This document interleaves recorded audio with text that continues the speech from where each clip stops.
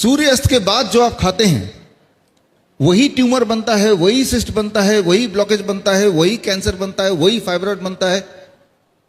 खाओ मत सूरज के ढलने के बाद, तो नहीं बनेगा। और जो है, मान लो किसी के बॉडी में कैंसर है, हमारे 55 हॉस्पिटल्स हैं, हम क्या करते हैं 6 बजे हम अपना किचन बंद कर देते हैं।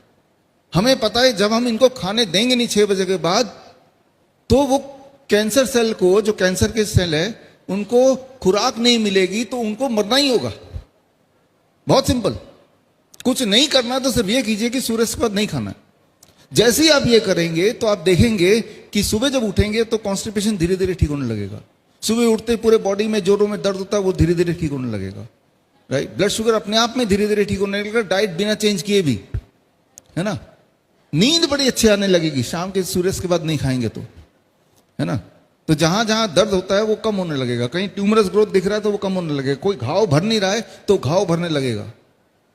अगर आज आप चाहते हैं कि आपके घर के सारे लोग स्वस्थ रहें, तो आज घर जाते हुए रास्ते से एक ताला खरीद लीजिए और शाम के 6 बजते उस किचन में ताला लगा दीजिए, बस। हाँ, आप देखेंगे अरे सब ठीक होने लगे।